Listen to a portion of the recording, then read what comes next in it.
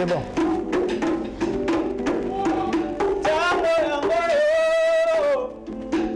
Jésus.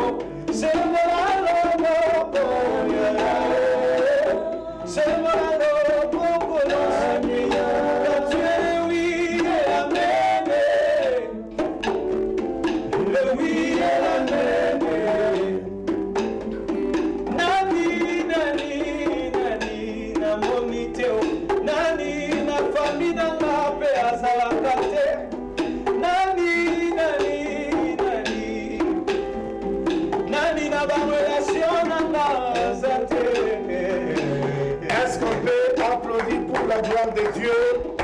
Nous sommes plus que vainqueurs par celui qui nous a aimés. Bienvenue dans Gospel Music, votre grande émission de la chronique musicale chrétienne. Vous êtes partout disséminés dans le monde entier. Vous nous suivez. Un grand merci à tous les amis du Congo central. Vous nous captez jusqu'à Lukala, que Dieu vous bénisse. Vous êtes au Congo-Brazzaville. Vous êtes dans les grands Bandundu jusqu'à Doumi. Nous vous aimons beaucoup. Vous êtes à Kinshasa, disséminés dans toutes les 24 communes. Vous nous suivez sur notre chaîne YouTube Espérant Kassongo officielle. Que Dieu vous bénisse. Tobandi, émission tellement bien. Alors, vous le remarquez que Plateau a déjà Rotonda, Akabo. Hein, tout le bas cette fois-ci et Sili. Voilà, maman Chali Dakas à la princesse de l'éternel Mbote. Mbote, papa.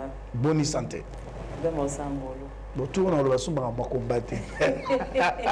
Non, ça va. Boni, la moni, moi, il y a qui la préparatif. Est-ce qu'ils ont des biens, tout est rassuré? Côté sur le plan matériel, sur le plan spirituel, est-ce que tout est au point? Tout va bien. Tout va bien. Oui. Aujourd'hui, j'ai cette faveur, dire la grâce, d'être avec le prophète Joël Exceldiste. Exceldiste. Il quoi pas. Bon, poste. Malam. Santé, ça va. Santé, Nangolo Nzambe, ça va. Rare na télévision. On a la TVT apparemment. Nazalia. Mais na maman Chalida, ça va. Vraiment. Maman Chalida, Tokoleli Sousouté, Akabo et Sili. Sortie officielle, il y a album. Oui. Je crois que une fois qui tambour le bac qui juste contact dans la presse. Oui. Mais on décidé cette fois-ci concert. Pourquoi les 8 ans est belé? Si je me rappelle, Kintambo, je crois 2020. Hein? 2020, je crois, fin 2020. Oui, fin 2020, je crois. Normalement, il y avait 2022 et 2021, Covid, les 31 juillet, ici, autre événement qui va concert et bétamatique, ils sont obligés de roser le sango. Ils ont passé les grâces, tant les 6 mars, bah couvre-feu Zalaki après, tout le monde a couvre-feu ciel et tout, mais alors, les 8 ans quand même au lobby, mais apparemment, quelques chansons, il y a déjà promotion à la télévision. Oui, il y a déjà promotion à la célébration Kotikanga Bouete. Célébration Kotikanga Bouete. Et cette fois-ci, Tourouya directement pour que tous sommes CD et nous allons célébrer. Alors, le but déjà, préparatif Ezokende, très bien. Oui, par grâce. Alors, Bando Babeka, retourne à Bissopé, moi, Mingi, Balobi, tonto espérant, Babillet, Ezotera, comment, Babien, Ezot, Fatou Yambakio. Tu rappelais, donc, aux ongles, les sous-sous, au Lobaki, Babillet, Bando, Kindi, Tika, Nabanda. Mais nous, tous déjà jeudi, Kalaming était à concert. Est-ce que Bando Barobenga, Kakato, il faut que je sois en Bamona Chobeuse? Non, Barobenga, vendredi, samedi, pas de problème, Barobenga. Mais ceux qui ont besoin aussi, beaucoup pour les canaux showbiz, Babillet Zawana, tout besoin de dimanche pour le concert, pour se Babillet sur place. Alors, je nous rappelle que nous sommes en direct des studios de télévision. Maman Chalida Tobaï, le tour, le pso Pinze Belete. Le tour, pour ça, tout célébrer. Alors, j'ai bien voulu que tout banana Amina. Oui. Pour Amina c'est beaucoup. Et je sens que tout est bien. Amen. Et Naïbi que les 6 soirs nous serons énormément bénis dans la prestation. Il y a prophète Joël. Alors, tout le monde déjà, moi ambiance, tout le déjà mon babou. Zambaliance. Oui. On y va.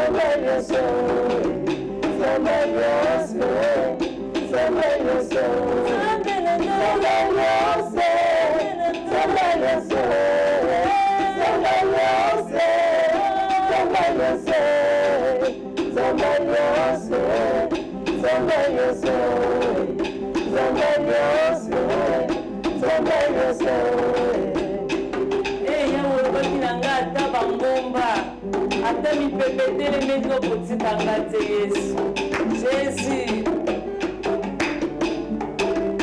Aïe, aïe, aïe, aïe, aïe, aïe, aïe, célébration en cabot.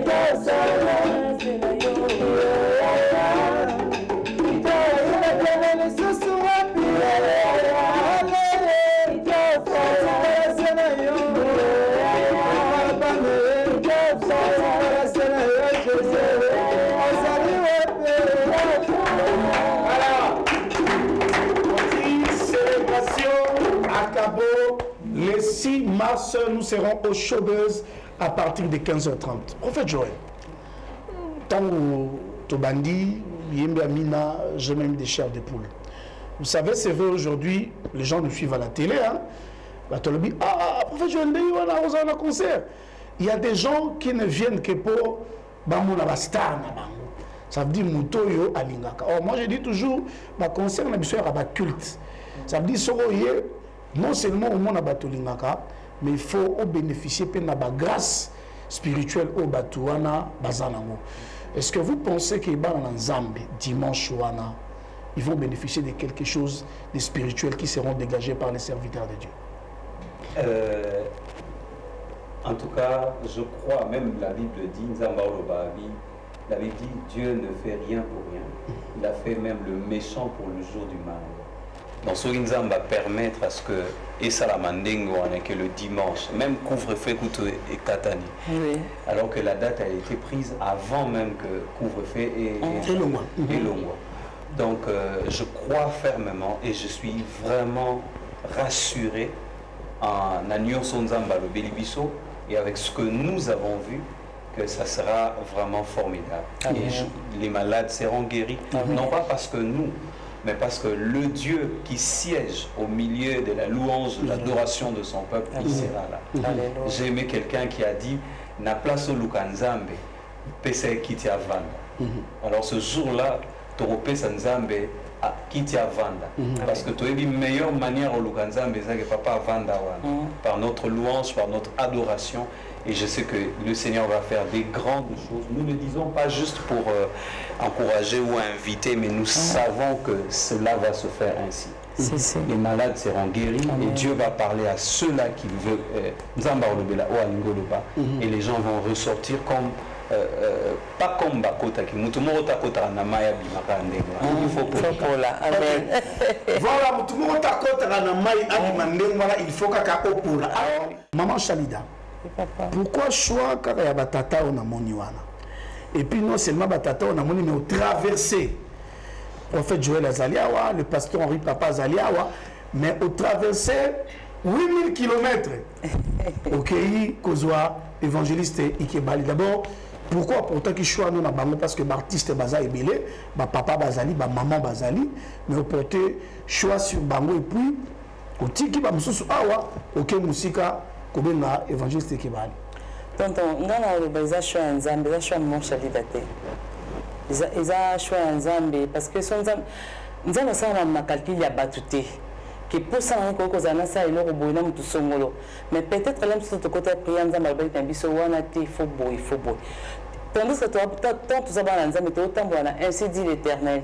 Totam bon sentiment de bonzo toté c'est-à-dire ba o wana eza choix ya nzamba pour na kabo parce qu'il y a à travers bango peuple na yé ba ko tombola ba ko adorer pe ba ko loba esili loko oyo les arabiso tant le prophète Joël a hôtel même ba mina sembo ya loboko et ngo ba ke eloko les arabiso tant mina sembo ya loboko toujours ba akabo na eloko les arabiso eza choix ya nzambe choix maman Chalida te mais akabo on peut to ba ton espérant akabo on na monoko nini to ba nini to ba mais akabouana c'est d'abord dans quelle langue et puis ça veut dire quoi? Akabo c'est en portugais, il est bakara esili. OK. Oui, esili. Et le connaît c'est les sarabiso, le connaît c'est 20 sarabiso na c'est. Pour le couvre feu. Ah oui. Masumu esili. Et le présence et la présence en Zambie. Au sambe mingi mais au bas en Zambie loko oyo ndé pour les babi mabela zo boya ko sala on nazo sala. C'est-à-dire qu'on a plutôt au bas en Zambie et loko oyo nazo boya on le quoi moi écoute manki na sala on balo vraiment akabo na kosonga sous masumu te na kozona sous ko la stérilité oyo akabo loko nyoso le sarabiso. Et loko nyoso on besoin d'intimité na Zambie on to le balango akabo. Nous sommes toujours dans la célébration à Cabo, c'est un plateau très spécial. Et ça rapporte Sabino goût dimanche Tokutanawana. Alors, prophète, je sais que dans le monde de musiciens chrétiens, c'est moins compliqué. Moi, je peux vous citer les nombres des artistes qui répondent facilement aux invitations des autres. Mais à Bamsou, ah, Chalida, à Betska, attends, jour en Ozakina est libre. Mais qu'est-ce qui a motivé le prophète Joël, ça lui appelle, et puis facilement, c'était quoi la motivation? Bon, elle-même, elle sait aucune motivation, mais je sais que ça fait depuis Ebandi, il ne le sait pas seulement cette année, mais c'est depuis que ça devait se faire à Lubumbashi qu'on a été contacté. Je crois que c'est en 2020 que l'activité devait se faire à Lubumbashi, mais il y a eu tout ce qu'il y a eu avec la Covid et tout ça. Alors, à un moment donné, quand j'ai été recontacté, dans ma tête, il n'y en avait même pas. Mais dans mon esprit et dans mon cœur, j'étais vraiment convaincu. Et voilà, quand j'ai prié, le Seigneur a permis. Et voilà, nous sommes là. Il n'y a rien de compliqué. C'est pas que non, Toboili Batobé. Je sais aussi que Batobé, Balupaka, beaucoup de personnes l'ont cherché. Ce n'est pas que je n'ai pas voulu ou on a fait des choses exprès. Par Landrier P. Et d'ailleurs, il y a allé faire des déplacements. Mais Dieu a retardé les choses pour permettre. Vraiment ce qu'il papa, voilà, je suis là. Voilà que je suis là. Et Ikebali, bon, il y a une épouse ça pour un réseau featuring, on va Ikebali featuring, on va pasteur Henri Papa featuring. Tout le monde va dire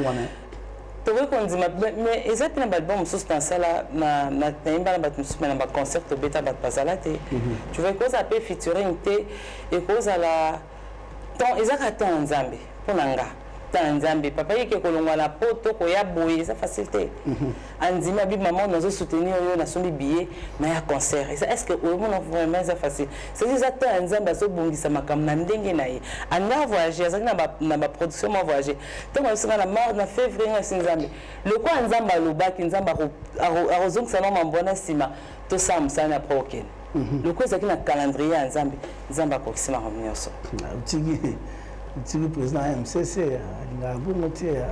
Le président a invité. Le président a faux. Bon, parenthèse. Voilà, le numéro est affiché au bas de vos écrans. Vous avez des questions à poser. Les concerts, c'est déjà pour le dimanche. Vous avez des questions à poser.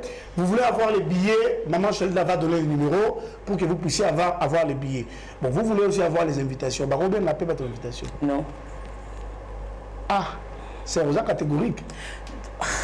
Bon, tout ça, l'invitation, c'est un peu limité. Déjà, PC là qui. Ce que tu as quand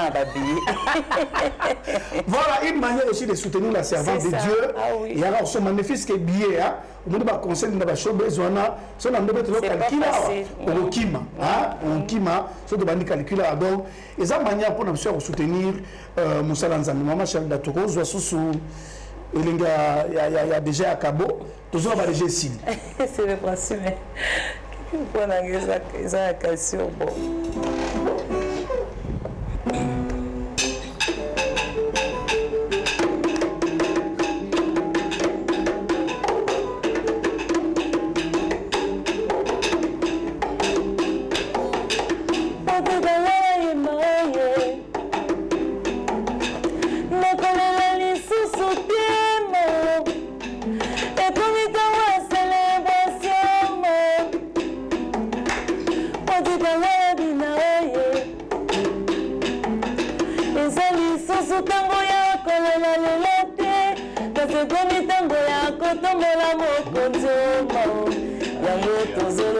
Célébration, Mao. Célébration.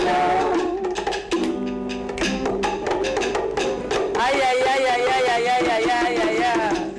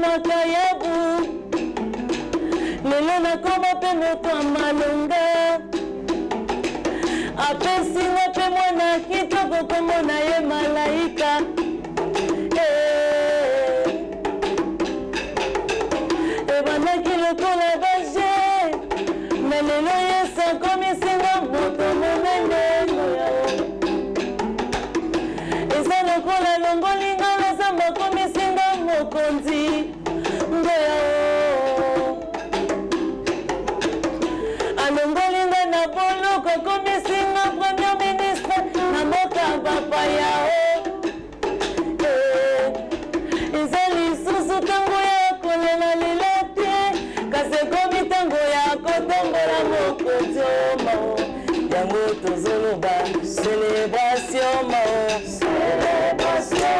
Aïe, aïe, aïe. Aïe, aïe, aïe, aïe, aïe, aïe, aïe, aïe, aïe, aïe. Célébration.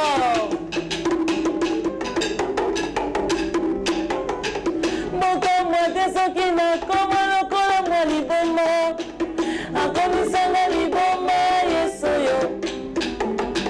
Makamasa mayele na ngai ayaya bisika za malokota ngana nyako yeba lisolele pase na ngaka kanga mokondo na yebi ndabata mwakanga te na lista bata malunga lelo na koma pe moto na mboko yo nakomi komata bapepo lokola baje nakomi komata babato lokola baje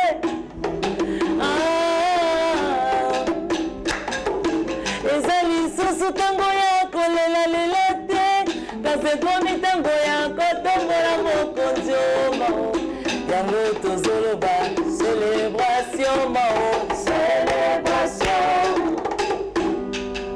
aïe aïe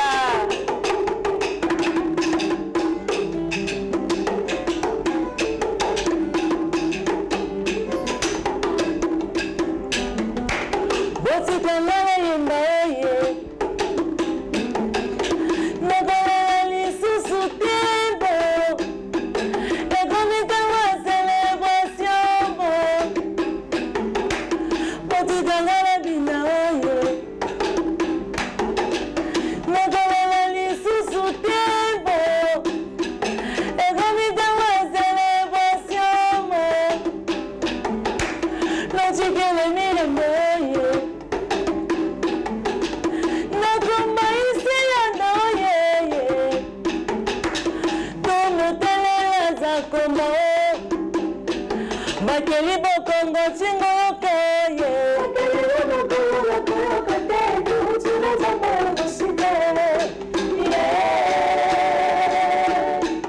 aïe aïe motaga na pakure na ngate motango na salaka aliase bozoloka wapye aïe bozoloka wapye tango na salaka aliase bazoloka wapye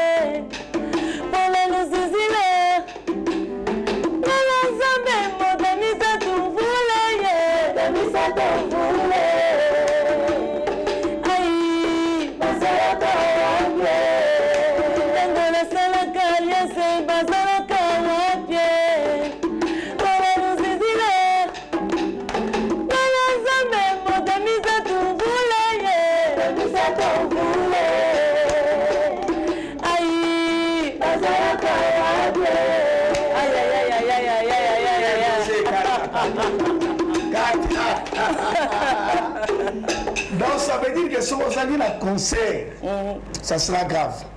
Moi je vous dis toujours, je le dis toujours, on a reconscientisé dans le peuple de Dieu. Moi je dis toujours, on a l'occasion de faire des photos yaka. Amen. On a l'occasion de faire des photos yaka. Parce qu'on a l'occasion, je sens que concert à dimanche, Amen. je le sens. Oui. Pourtant, tu adorer. Nous avons battu pépélé. Tu vas célébrer. Alléluia. Oui. Alors, aussi, c'est surprise. Moi, Chalida, précision parce que tu as chuté. Oui. Conseil au bande la Ernini, au PC adresse, au PC référence, pour la bande de Goyo, Barouana Chobeuse. Concert déjà 15h30, déjà bandi. D'ailleurs, déjà parti à 12h, porte à Chobeuse, c'est déjà au fond. Parce que tu vas quitter, tu vas Chalida. Tu vas aller sur la salle, tu vas aller en Binza. En tout cas, tu es en retard. Mais 12h déjà, porte les déjà ouvert.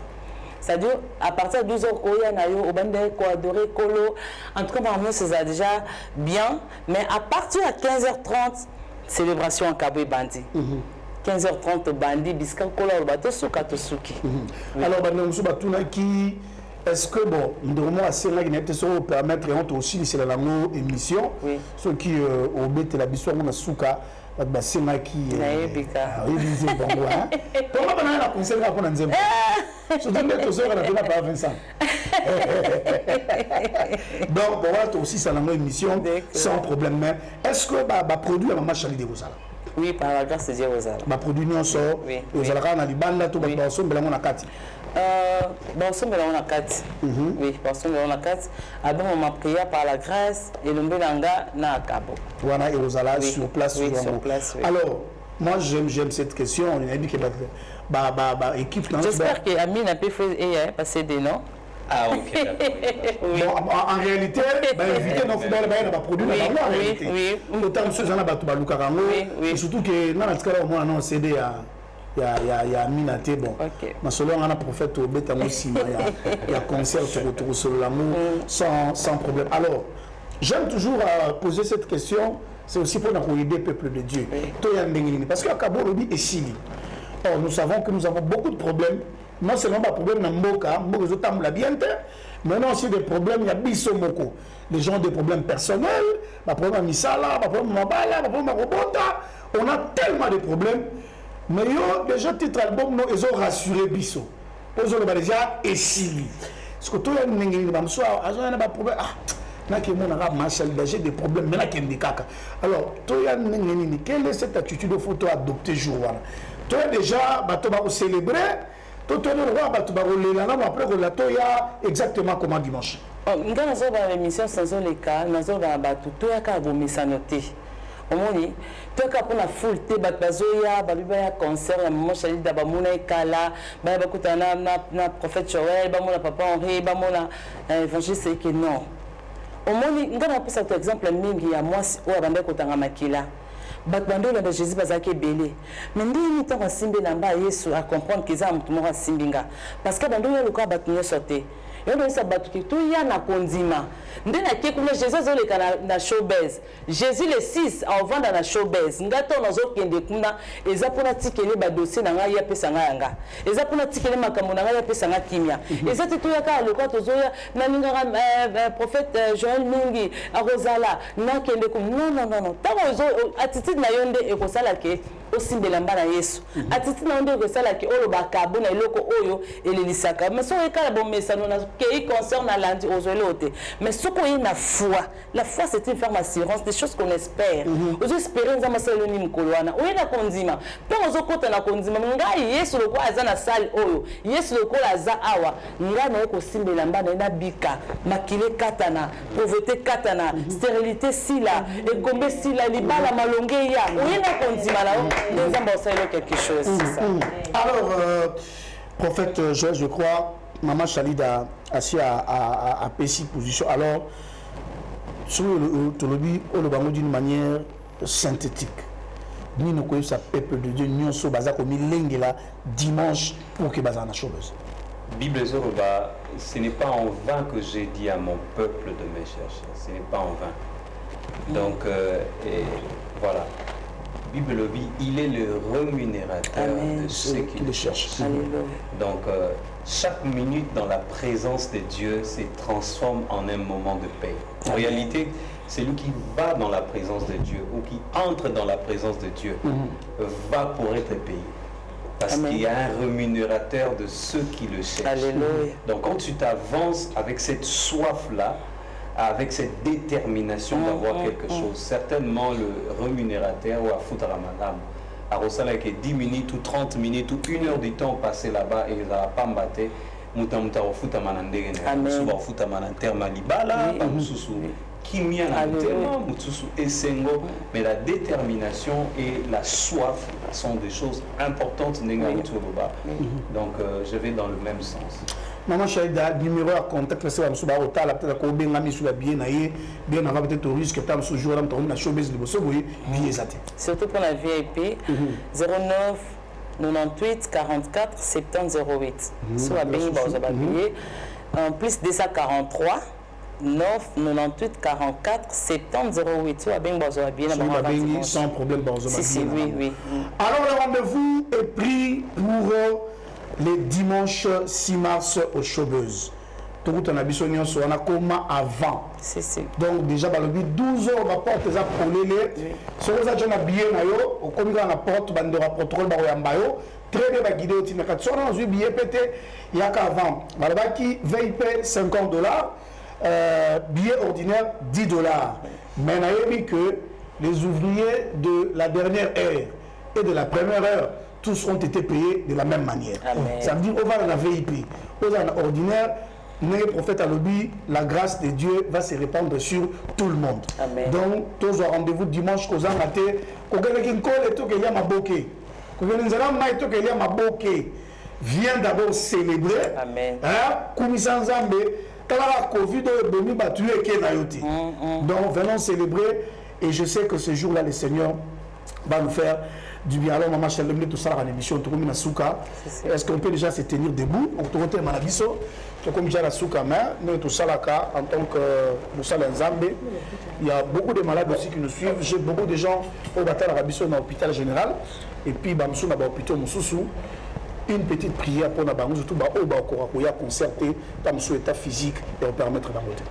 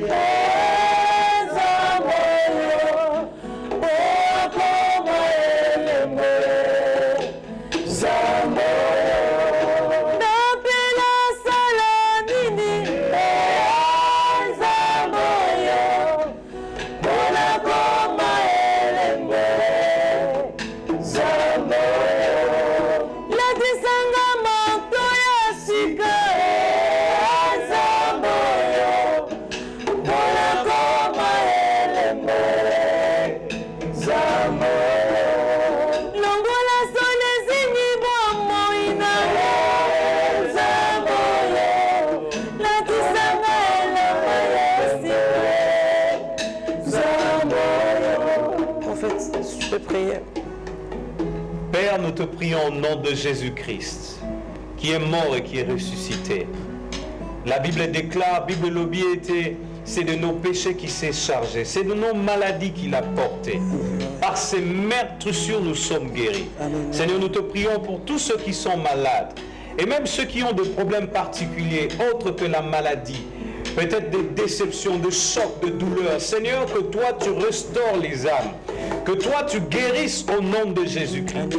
Derrière les médicaments, le produit qu'on leur donne dans des hôpitaux, nous prions que ta main toute puissante s'étende et qu'il soit restauré. Seigneur, c'est possible que maintenant que nous parlons, que par ta toute puissance et par la puissance de ton esprit, que maintenant qu'il soit guéri et que le dimanche que nous nous retrouvions pour te louer comme ce paralytique qui est entré dans le temple pour te louer à cause de ce que tu as fait. Amen. Merci de bénir tout un chacun. Alléluia. Merci de bénir cette chaîne, oh Dieu, Alléluia. De bénir tous les programmes. Amen. Merci pour ce programme de dimanche. Alléluia. Non pas à nous, Alléluia. Mais à ton nom donne gloire. Jésus. Seigneur, nous ne sommes que de simples instruments. Alléluia. Nous nous abaissons, mais nous élevons ton nom. Glorifie-toi comme tu le voudras. Pour la gloire de ton nom, bénis ton serviteur espérant. Merci pour toute l'équipe. Au nom de Jésus-Christ, nous avons ainsi prié. Amen. Amen. Amen. Nous sommes arrivés à la fin de cette émission Gospel Music. Vous allez suivre cette émission en rediffusion le samedi à 15h10. Moi, vous allez me retrouver le jeudi prochain avec d'autres invités. Et restez branchés au programme de Cielo Télévision. N'oubliez pas le rendez-vous, c'est le dimanche 6 mars à partir de 15h30 au Showbuzz avec la servante de Dieu, Charlie Dakassa. On a tiré le plateau 2 minutes. Merci, c'est l'émission. 2 minutes. Ah, bon, moi, bien sûr. Ça va, alors moi je vous dis bye bye.